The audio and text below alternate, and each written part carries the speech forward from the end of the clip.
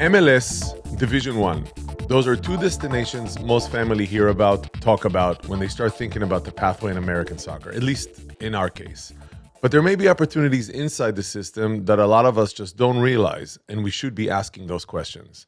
The first answer to a question I've never asked is USL. Because while everyone debates youth academies in college soccer, professional clubs are expanding across the country in multiple tiers. New teams, new cities, new environments where players are learning what the professional game actually demands. Our guest was Coach Matt Poland from FC Naples, a brand new professional club entering the USL at USL League One. Terms I never heard before or understood. He's helping build a club from the ground up, working at that level where young players begin to experience what a professional game is all about. What that environment looks like, how players adjust when they step into a professional locker room, and how leagues like USL might shape the future of the American pathway. And Coach mentioned how he hated when people are late. So let's get into it. This is Chasing the Game, Youth Soccer in America. Coach, welcome to Chasing the Game. We're so happy to have you here. This is our first official USL interview, so we are incredibly excited, and also we can't wait to hear what led you to becoming the sporting director at FC Naples. Yeah, like most Americans, played some club soccer, went to college, went to a small school in Indiana called Taylor University, a soccer school. My dad was on the board of trustees. He said, if you want to figure out college and pay for it, go somewhere else, or you can go to Taylor. And I said, Taylor, that's pretty good. My 4 years, we were quite good. We got up to 12th in the country in NIA. And the assistant coach for 3 of my years is the head coach at the new USL club, Boise. And the 2 assistants at the club are 2 of my college teammates. One of them was actually my roommate. So we have 4 coaches from a small school in Indiana in 1 year that all are coaching in USL in the professional ranks, which is cool. But went there for 4 years, got scouted by a group from Chicago called Bridges to the Pros. They would go to Scandinavia every summer, play against professional teams and try to get American guys signed. Then there wasn't as many opportunities to play professionally here in the States. The USL wasn't really what it is today. There was no MLS NEXT Pro or anything like that. So a lot of us Americans coming out of college, if we weren't drafted, went to Scandinavia. It was easy to get work visas at the time to play. So ended up going over there, played in Finland and Sweden for 4 years, had a season career-ending injury. I tore my ACL, both meniscus, dislocated my knee, fractured my calf, got my foot just caught in the ground. And yeah, playing was done. And the team that I was playing for actually took a crazy risk and hired me as the head coach with almost 0 coaching experience. Brought in an assistant coach that had a lot of experience to help guide me. And in January, I was leading preseason with guys that were my teammates the year before. So it was crazy. I stayed there for 2 years. I was still under contract, but with COVID, things became really difficult to get over there with visas and everything. During that time, I was back in Florida. Marco Island is home base for me. And there's a new club called Chicago House AC that started that was in NISA under CJ Brown, head coach at the time, a Chicago Fire legend. And went there as an assistant for him for a year. Club, like a lot of smaller, brand new pro clubs, hard to make the financials. So the club dropped to an amateur rank. CJ Brown left to go to the Fire as an assistant coach at the time. And I stayed as the head coach and technical director. Had a lot of success in the amateur ranks, qualified for the US Open Cup as an amateur team, ended up defeating a USL 1 team, coming back down 2-0, and we won 3-2 in overtime. And then we became one of only 9 amateur clubs to have faced MLS side. So we played against the Chicago Fire. So I coached against CJ in an official match. Wow.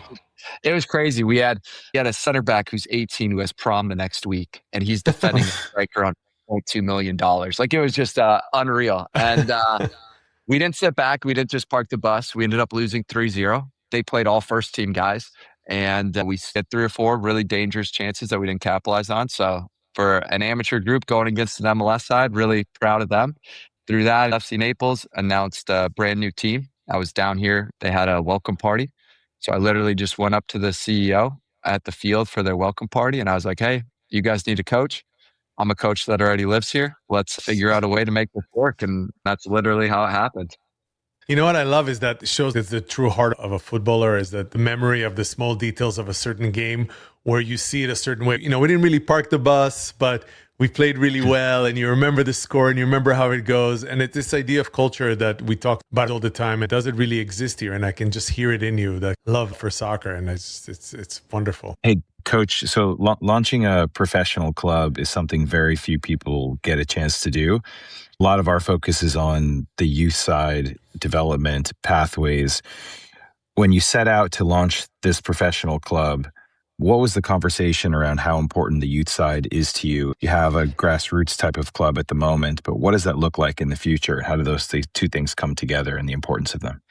Each club is going to have a different view or a different connection with the community. What space are you filling? Us specifically, and with COVID, there's a lot of people that moved to Naples. The population surged in the last 5-6 years. It was always known as a retirement or vacation place, and the number of full-time residents has just exploded. And what is there to do, right? What is there to do outside of the beach? And there wasn't that, right? You could have started a professional pickleball club. We have the national pickleball championships in Naples, Florida. There you go. We have that, right? But you had a space that there was a need from a community of that identifying factor. You saw it in different ways. There's Great Wolf Lodge just opened up right next to our stadium because that's a need when a community has a lot of young kids and a water park and all these things. And so for us, they had a beautiful complex already created. The county built a $150 million complex with a 5,000 person stadium, 8 auxiliary fields, outdoor gym, walking parks, all this stuff. And it was sitting empty outside of the tournaments they were using.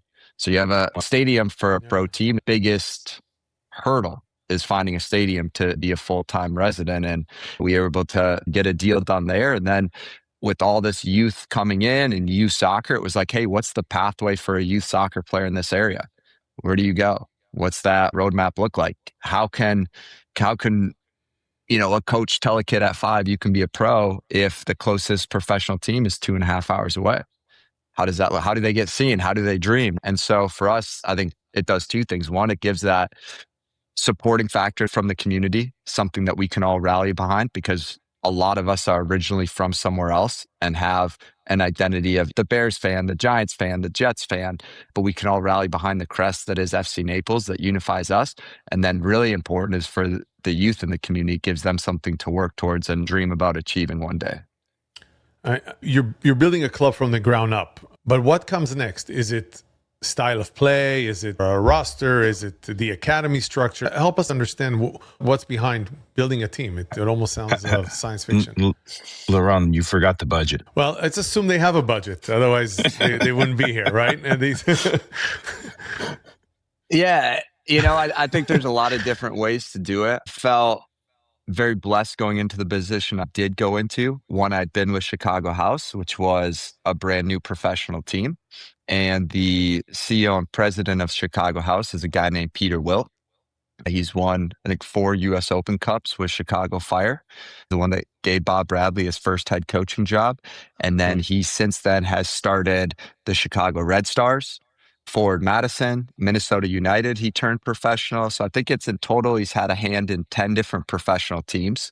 I had him as a resource of how do you create things the right way. My side, he's seen different places, different communities, different environments, different coaches, and he was really good in leading advice. For me, what I did is I knew the league well already. I'd been watching USL 1 for the last 2 or 3 years before taking this job very closely because that was the next step in my career path. So I had a lot of notes on players already in the league, those type of things. And I identified not just players, but 3 profiles of how we were going to build our team. First one was veterans. You need good veterans that manage the locker room, have experience, and are really good at speaking truth to younger players. Then you need your guys that are in the league, can go out on a Saturday and get you points. They know the travel, they know the refs, they know the opponents, and they just know what it takes to get a job done. And then final, it's where are those potential high developed young players that we can influence and move them on to higher levels. One of the biggest things that our club wants to be known for is a stepping stone to the next level. So we don't want to just find a bunch of 28-year-olds in their prime, have them compete for a year or two and then retire. We want to go out, find the 21, 23-year-old that's just out of college. We take them, develop them, and move them into USL Championship or MLS. So, for example, our backup goalie this year, our number 2, is an 18-year-old that just got back from playing with the Jamaican U20 team, qualified for this summer. So we want to be always going and scouting these young players that have a lot of high potential, get them into our environment with our older veteran players, and then let them perform and move them on to the next stage. I'm curious, as MLS has evolved as a professional league, and the designated players, those salaries are fairly high. The rest of the league is catching up, slowly, but catching up. How do you think about the opportunity for a 15 or 16-year-old, where those kids, aside from what Michael Bradley is now doing at Red Bulls, where he's starting 3 17-year-old players, I believe, which is incredible. And there's a few others scattered throughout the league.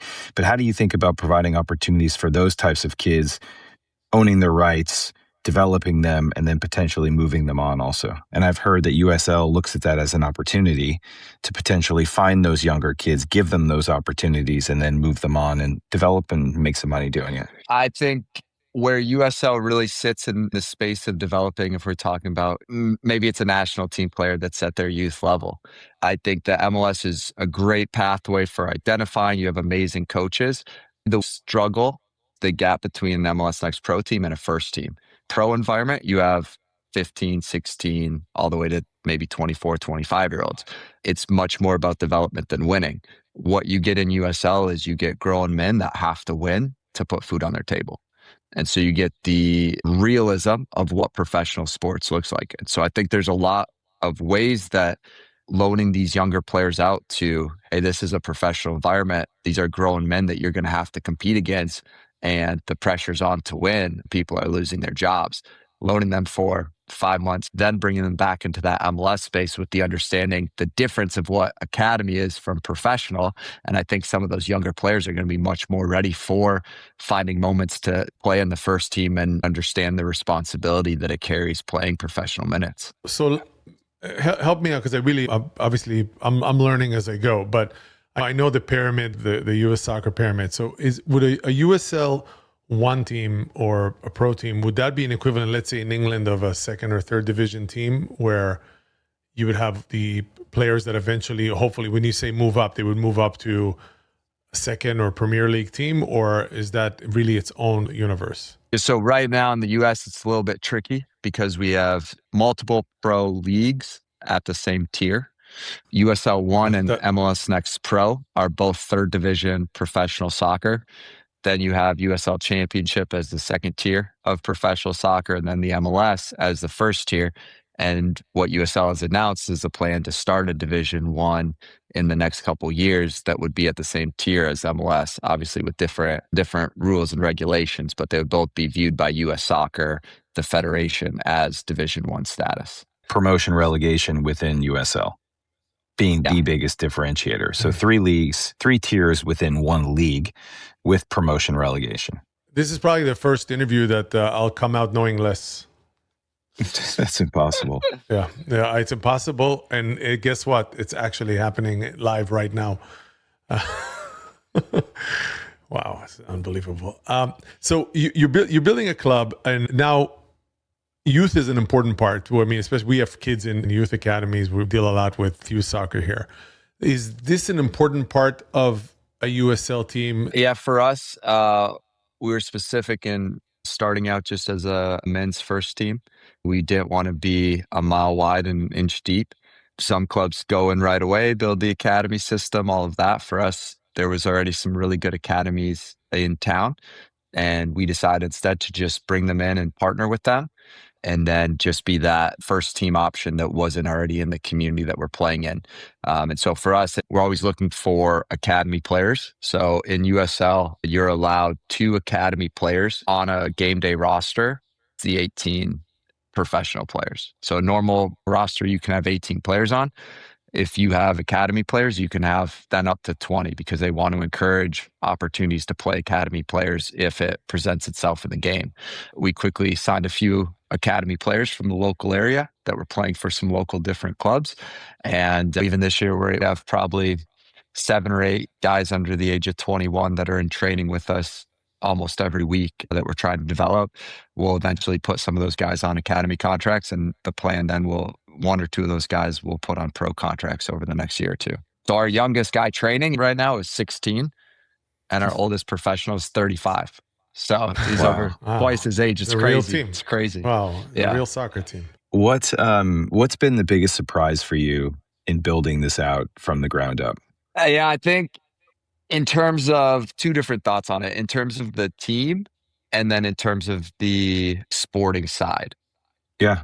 The sporting side is when you are signing players or bringing here, it was just me calling these agents and then talking to these players. And it's wild. Anyone signs with a new team, it's literally like, hey, I'm just going to say a bunch of words of what I think it will be with no evidence that this team can do everything I'm promising. Come here and let's make it happen, right? It's such a crazy thing if you think about it. Like, hey, come trust your career in a team that's never existed. And we just created a logo 6 months ago, but put your whole trust in us. So I think that part's absolutely crazy. The player side, what's the biggest challenge is you bring 23 guys in and you can have the best human beings in the world, but you ask them, what does culture look like? And they will have 23 different answers. And there's not that core group that when you bring new players in, that everybody rallies behind and says, oh, this is the culture of this club. Everybody has to be willing to see it as this new identity that's different from the club they were at last time, college they experienced, all of that. And it's a really hard thing in a first year professional team is getting 21 to 27-year-old men to all be willing to be flexible in how they view what a culture should be, right? Are you the culture coach? I think ultimately the head coach and sporting director, it is a lot of my vision of what the culture should be or shouldn't be. I think you have to do that without an ego of my way or the highway. I think was really good advice when I started as a coach is know what the city is and the culture has to reflect that. And so for Naples is extremely successful people that move here. And so for me, one of our core elements is a lot of these people might not be soccer snobs. So tactics might not be what they care about most. What do they care about most? Effort and hard work. Because they had to work extremely hard and they can smell BS hard work. And so we need to make sure when we represent the club and we're out there on the field, that we are showing that effort and hard work, or else they won't care because they might not know what formation we're in. They might have come to 20 games last year and not know what a soccer formation is, but they can definitely tell when a guy isn't giving 100% on the field. And so there's a mixture of my vision of culture and then also what the community calls for of what that culture needs to be, as well as bring in the guys and the leaders, the veterans on the team and helping them with their experiences of different places. We have players that have played in the English Championship. They've played at some really high levels. Let's use their experiences of really high functioning elite locker rooms and hear what the cultures were there and see if there's little pieces we can add in to make our culture better. Matt, wasn't that like we talked about that? I think we talked about it with Ben Olsen. I think you brought it up about the profile of the American player or of let's say the 90s or 2000s was this idea of grit and hard work, right?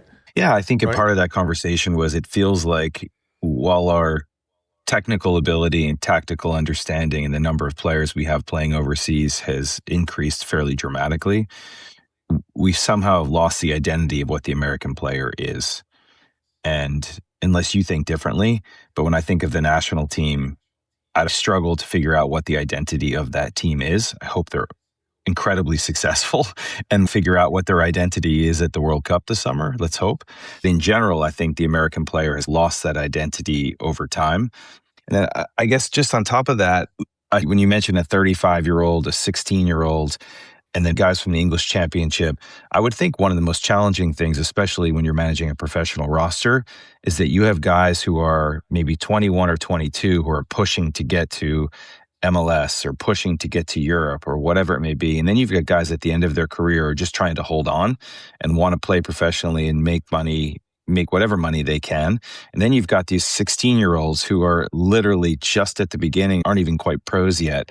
How do you think about that from putting the best 11 out there, thinking about who the key players need to be off of the bench, because they all have different agendas to a degree. I mean, of course, winning should be the first one, but ultimately, this is a stepping stone for many of them. Each player is going to have a different reason of why they're there. Each player is going to have a different goal personally of what the season looks like.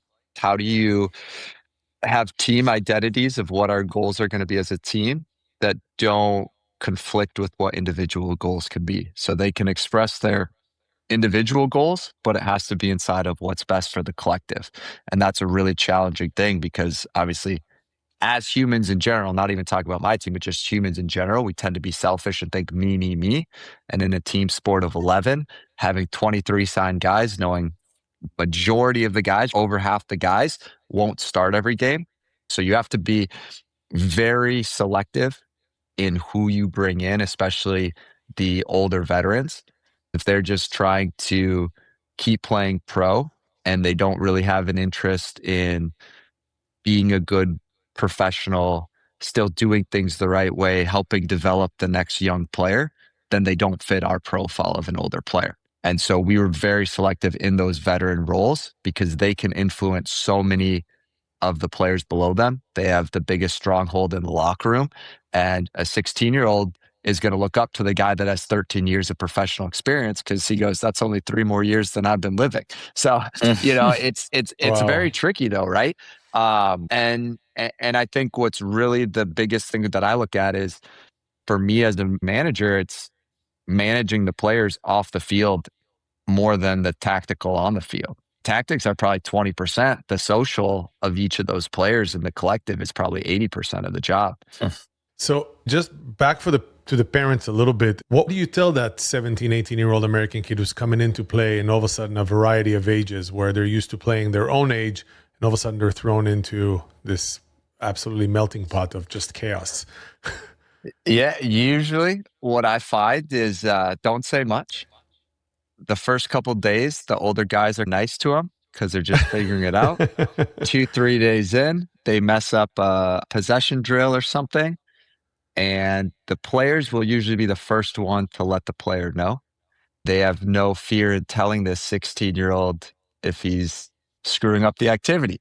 And what you see a lot with a young player is they come in and the first couple of days they're here. Then they need to go through a regression where they're going to drop because now the pressure's there. The guys are holding them to a standard, starting to get in their own mind because they're scared of the guy that's stronger, faster, physical, and they have to struggle. And then after that, it's like a rubber band being stretched as it gets pulled down. Then usually over the course of probably a month is when they start to then accelerate their growth and you start to see them develop at that next Wow. level. We do something often where we bring a guy in for a couple weeks, they struggle. Then we have them go back to their environment with that newfound knowledge. And now they're with their other 16-year-olds and the game feels slow for them there because of what they've just experienced. They gain a little bit more confidence. And then after a couple weeks, we'll bring them back into the environment and then you can usually see growth in that as well. Do you find that with the younger players that there's a sense of being coddled and not being ready for the true pro environment? Yeah, I think everybody looks at the generation below them and goes, "Oh, when I was that age, we." I was XYZ, never like right? that. Jeez, no. But I do think as a whole, as we get more technical, do we lose our identity and the grit? We had probably some coaches that shouldn't have been speaking the way they were to players and demeaning them, and it wasn't beneficial to them. And so then the pendulum has swung the other way to make sure that we're not doing those things and putting the right safeguards in. And part of that process is, okay, we put the safeguards in, but how do we still demand certain levels out of these players? And I think that's just in society, that's probably something that is seen and struggled with a little bit is how do we push players, not in a negative way, not that's hurting their mental health, but they still need to be able to hear hard truths and need to be challenged in that. I think the best thing for a young player is to play outside of their age group. I think playing constantly just with kids your age, and then as you said, you get into college and now suddenly it could be 5-6 years older than you. And now you're an 18-year-old that's never played more than a year difference in age playing against a 23-year-old. And that's a grown man now. And it would be so much better. Like when I grew up as a kid, I played up on my brother's team that was 2 years older. And so I had to get a certain level of grittiness because just genetically, they were all faster, stronger, bigger than me. And so I had to get more heart to just fight them because I was the smallest guy. Yeah, I mean, when I play with my son, he finds it comic relief. But I see what you're saying. I get it. This is a little bit different. Got it. Check. So coddled. Well, that's like he's not talking about bringing senior citizens into play here. So. It doesn't sound like it. But again, that's the mentality. The mentality is important. These players, you'll always have somebody, no matter what level, that is faster than you. You always have someone that's better technically than you. You'll have somebody that's stronger than you. And so to me, mentality is everything. I think that's at US soccer is like that mentality, right? When we beat Spain back in the day, we didn't have the better players playing in higher leagues, but it was like, no, the collective group and our mentality of never giving up was what was going to lead to success. I'm with you. I have goosebumps right now. Coach, you mentioned part.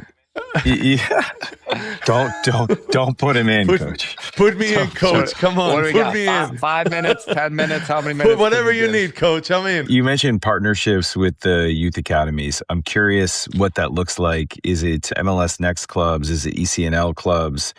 And aside from it being another pathway that they can talk about to help bring players into their own academies and then eventually have that pathway to pro, what's the incentive for them to pass kids along to Naples FC? I think it's a few different things. One, as you said, they can talk about their player that came through there. We had one kid that came through their academy, signed an academy contract with us. And so I'm sure when they go out recruiting players to come to them, it's, hey, we are a pipeline to a professional team. Again, most kids, when they're younger, have some sort of dream and desire of playing professional soccer. So anytime there's a direct route, I think that probably encourages them. I think the other aspect is with these clubs is what do you do with the player after they graduate high school? Most don't even have summer teams. So when a kid finishes high school and if they go to college and play, they're no longer anything to do with that club because there is no other pathway with them. A lot of them don't have USL2 or NPSL or UPSL teams. And so again, we're not trying to compete with them. It's like, hey, send us your good players that are maxed out level of development, bring them in and we'll take them the next step of the way.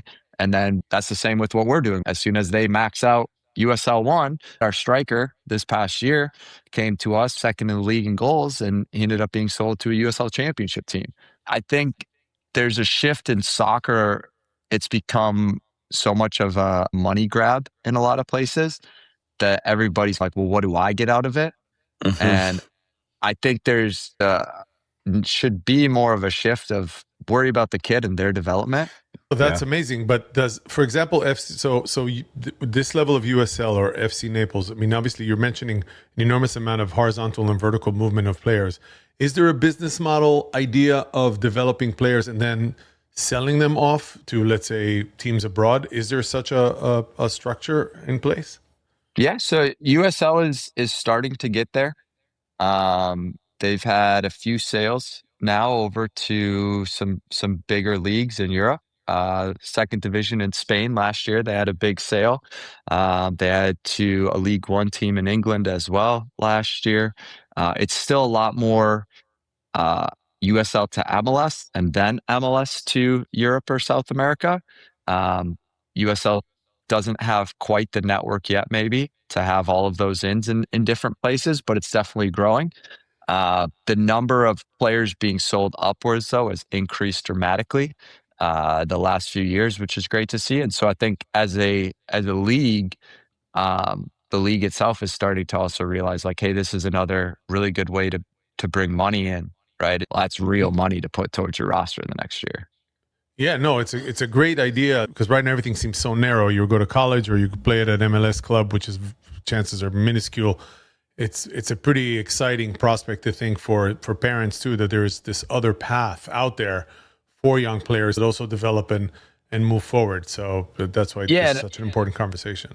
And U.S. Soccer started to realize it as well. There's a program now where the U.S. Soccer national youth coaches and the head coaches of USL meet once a month. We're doing a 6-month partnership where we talk about youth development, because I think 8 or 9 of 40 from the main pool of US men's soccer all played at some point in the USL ecosystem. And so USL is playing a part in this development at the highest level. And so US Soccer's come in and really tried to help the coaches and how do you develop a young player for the national team. So there's definitely a space that USL is benefiting the culture of the US soccer system. Oh, that's great. That's excellent.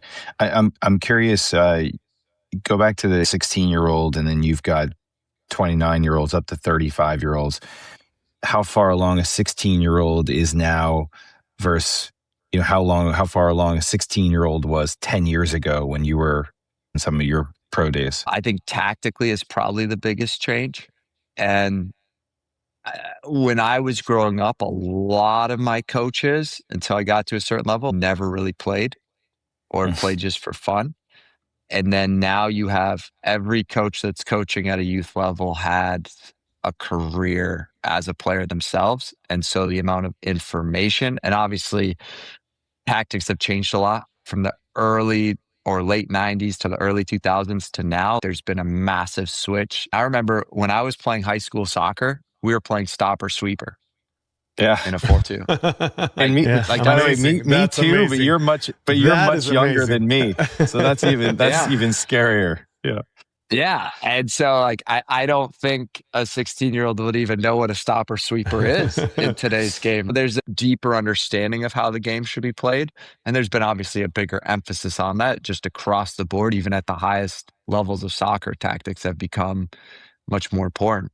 Now, what you see with that is some of the individual brilliance being lost. It's all a machine and not so much of these individual players having freedom to create. So the biggest complaint now in professional soccer is what we viewed as the tens and playmakers.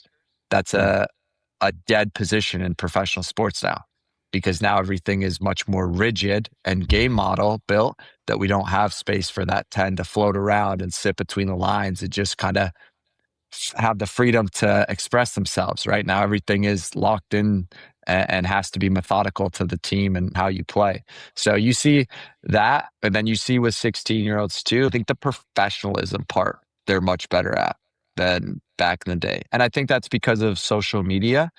There's a easier way to see YouTube videos of day in the life of a pro footballer. And so these 16-year-olds are exposed to the behind the scenes much more than what you or I were at 16, because we were lucky if we could find a Premier League game on TV somewhere. Lucky if we had that. Now they have their Instagram story every day that they can see how these pros are living. And so they have a better understanding, I think, of what it takes to be a pro.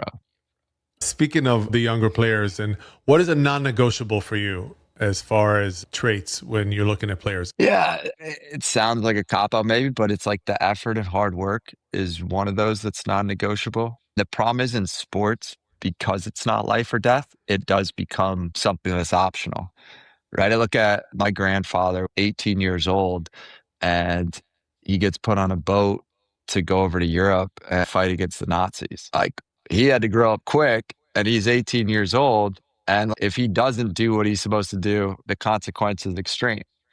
We have an 18-year-old now that's an academy player and trying to get sometimes them to wake up and be on time at 8 a.m. because their alarm clock goes off at 6:30 and they have to wake up and they're hitting snooze.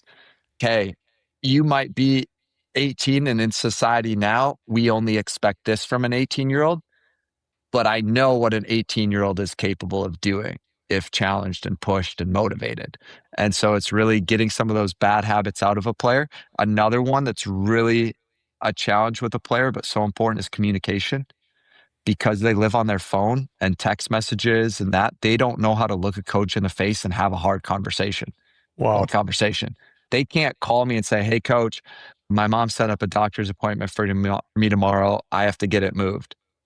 Just that alone would give half the young players some sort of anxiety because they've never called a coach and had to say that on the phone because they just text it. There's a lot of that, of getting a younger player, hey, call me, have a conversation, sit down in my office and look me in the eyes and have to communicate what you're thinking and feeling.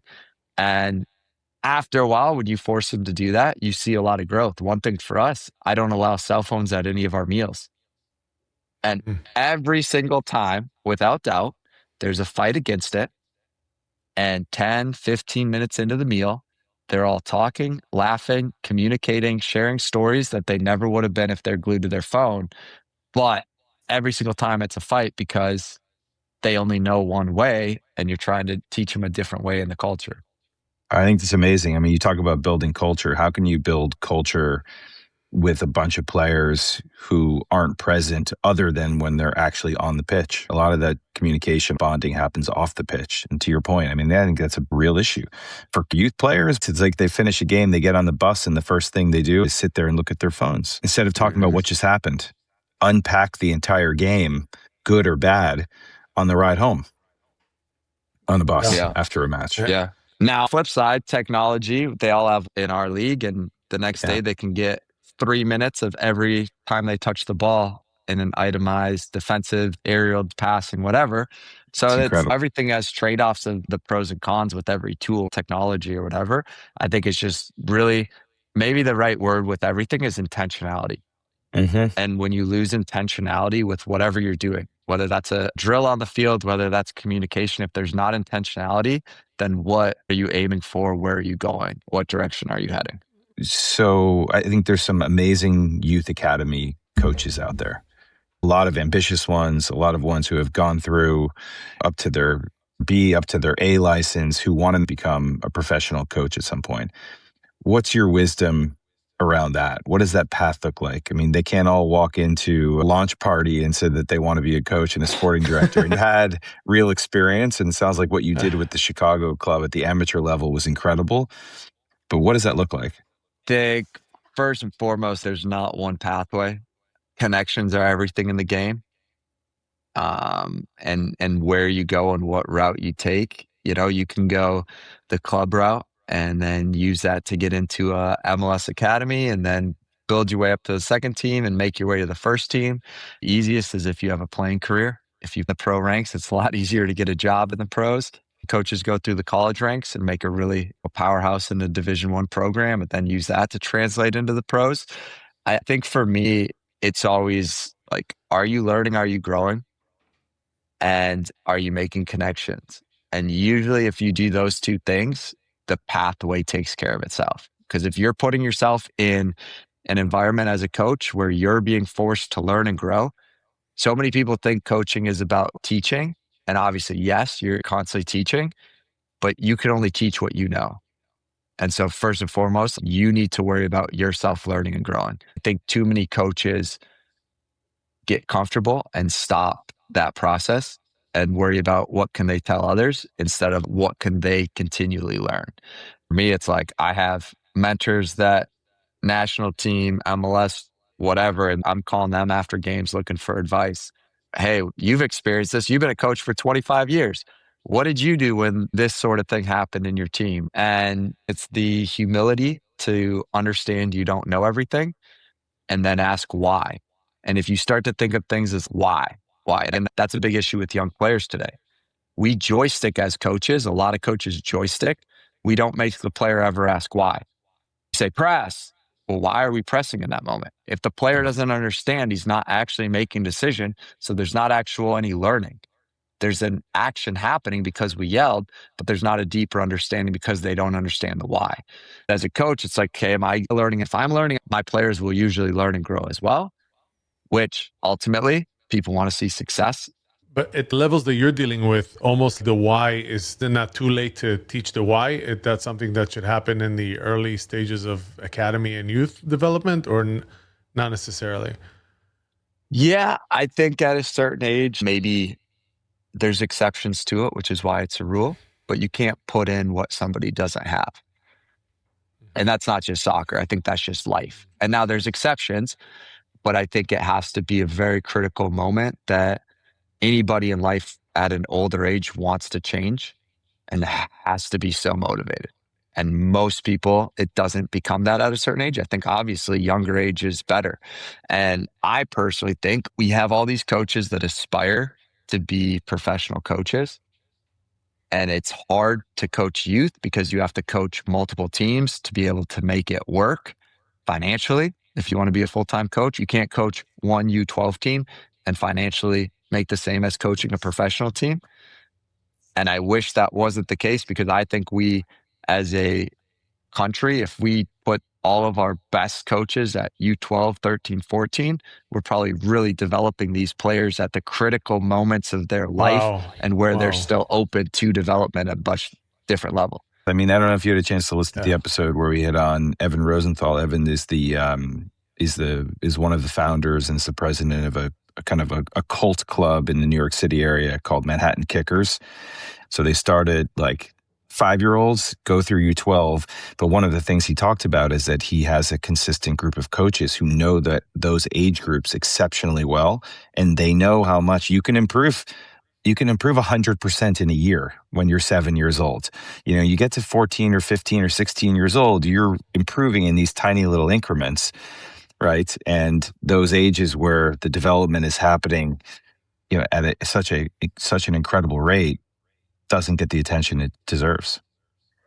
Yeah. That's right. Yeah. No, absolutely. Right. Ultimately, those are such important years. And but you have some clubs where you have a coach that just has a heart for that age group. And usually that club, it's like, wow, those ages, those kids are so much better than the average club at that age. Yeah. Because that coach is just passionate and is happy being in that age group, working with that. But more often than not, the coaches views higher age, higher level as more success. And so we climb this ladder trying to move up in the ages to, in our mind, what we view as success. At the younger ages, if there's a tangible that you can look at and say, I mean, except of course, incredible talents, which you got to have, but is there a tangible you go, okay, this kid has what it takes to be a pro, or let's say at the age 14, 15, 16, is it just really comes down to hard work? It'd be more than that, right? Yeah, I mean, obviously, there's a lot of factors in the modern game. There's a bigger part of the genetic, your athleticism, and if you're an athlete or not. Again, you look at the Premier League 20 years ago, and there were guys that maybe weren't as athletic, but credible on the ball that found to play. Now, the bare minimum in the Premier League is everyone's a elite athlete. And so it changes with some of that, things you can control or not. Or what you have is these players that are very technical, very elite on that, but they never make it to that top tier when they make it to the professional level because they just weren't athletic enough. But they're still a pro. They just aren't maybe in the MLS because they just can't move at that speed and accelerate at that speed. What I don't think, though, it's like a magic 8-ball with a 16-year-old to be able to say, hey, he'll make it pro or not. One of the biggest things is, are they mentally going to enjoy the grind, which is 16 to 23 when they become a pro? And are they going to still have the love for the game and be okay sacrificing everything else in their life for this goal? And that gets really hard. Starts in high school. You don't get to travel on spring break. Then in the summers, you are just playing soccer and traveling to tournaments. And then in college, it's like, hey, you're sacrificing this, and this of your college experience just for this goal, understanding that only 1% is going to make it. And you see a lot of people drop. So it's not even like 16, can you be a pro or not? It's like, do you have the ambition, and will you maintain that ambition over the next 4 years? Yeah. Wow. Yeah. So strong. Well, when you put it that way. But again, that's why. That's why I think the mentality is so important. Yeah. Because you're 100% right. Right. If you look at the average player in the average game, the passes they make, there's a million amateur players that can make those passes. Besides, like Messi, 85% of what he does on the field is not crazy. Now, Messi, the last 15% that he does is the best in the world, which makes him elite. But more often than not, he gets the ball, he plays 1-2 touch, and the ball just keeps moving. And so there's a lot of guys that watch the top level and they go, oh, I could play. I can make that pass. I could do it. I don't see that 15% of that special that player has. And they're not willing to work hard to become elite at that. And their mentality is like, oh, I can do the simple part of it, so I should be a pro. And they're not willing to sacrifice all those things. When I graduated college, I think I missed like 24 of my friends' weddings because I had games. I couldn't go. Christmas, I went home for 2 days because I had to train because I was trying to get my first professional contract. And a lot of people, when it comes down to it, don't want to sacrifice it, right? And I'm not saying it's right or wrong, but if you want to be a pro, you have to be willing to sacrifice that. It's what it takes. It's what literally it takes. You know, so many things we talk about are the theoretical tactics and, oh, if I just work on my first touch and all those things are important. But when I think of parents and the young players, it's like, what do they need most? And again, if they have the right mentality, if they have the right work ethic, like the skills will come by the work, right? But nothing, the foundation that nobody sees, that concrete base layer, that work ethic that will not quit, that will not be broken, that I will do that because you will always find someone more skilled than you and more talented in life. And so if the base is that, then at some point, somebody else, unless you're Usain Bolt, somebody else will be faster than you eventually. And when that happens, what do you have to fall back on? And if you have that I will not quit mentality, you always have that to fall back on. And eventually the other guy probably gets more tired or he's heard no more times than you. And eventually he will quit. And part of the name of the game of making it professional is just being able to outlast the other guys. We'll leave you with one last story. We interviewed this guy, Peggy Leandula. Peggy played like 7 years at PSG, played at Marseille. He finished his career at Red Bull. He's best friends with Thierry Henry. He mentioned how his first call up to the French national team, he was like a U17 or U18 player. He said he looked at the roster and every player was already at PSG or Arsenal or Man U, and he was like still at his local club, right? And he said he got on the pitch and he quickly realized, like, actually, I can compete with these guys very well. And then he saw Nicholas Anelka, and he said, he's just different. I'll never be him. None of us are ever going to be him, athletically, physically, all of it combined. He said, but for me, that was that moment to like, there's different tiers to this, even at the elite level. And I need to figure out what I can do with what I have, basically, because it's not that. And I can't expect it to be that, regardless of how hard I work. One of my coaches said that same thing. He goes, there's 3 artists on the field. The other guys' whole job is to work ridiculously hard, win the ball, play them simple passes, and let the artist paint the picture. And he goes, every young player wants to be the artist, right? You're not Zlatan, you're not Messi. If you learn to be the guy that's just the hard worker that makes the artist look good, the artist wants to keep you around. And there's 7 of those positions on the field. So it's a lot easier to find that position than trying to be the one number 10, right? Jeez. Listen, if you have room in your apartment, I know 2 14-year-old boys we can ship out to you right now, which you can, and we can wrap up the podcast too, Matt. I think goal achieved. Yeah, Coach, this was, you're an inspiration. And it sounds like you've been doing this for much longer than you actually have been, but it sounds like those guys are going to benefit a great deal from being around you and what you bring to this club. We had our first game of the season last night, so that was fun. Did I hear 4,000 people in attendance? Yeah, it was just over. I think it was 4,072. So it was rocking. Great night for some footy. Coach, wow.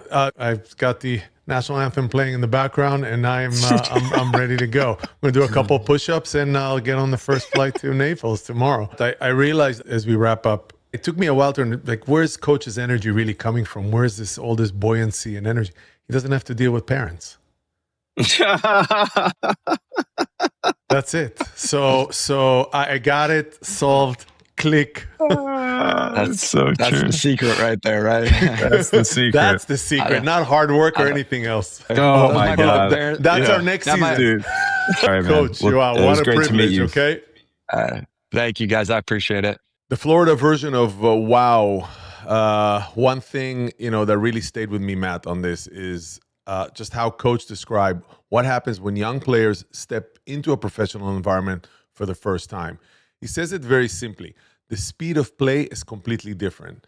When you walk into that locker room, you're surrounded by players in their 20s, different sizes, different backgrounds, players fighting for contracts. It's real, right?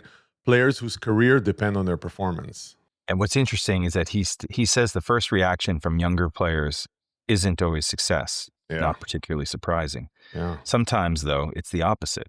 He explains that when players first experience that level, they need to go through almost a regression, and that it's an important idea for parents because development doesn't always look like immediate progress. Sometimes growth starts with struggle.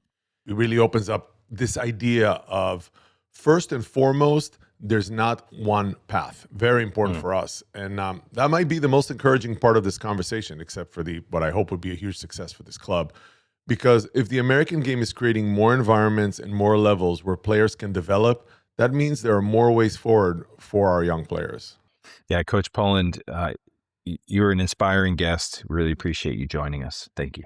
Yeah, and to everyone listening, before Matt and I break into the national anthem, if you enjoyed this episode, share it with another soccer parent. This means a lot. A coach, player, trying to understand the system a little better.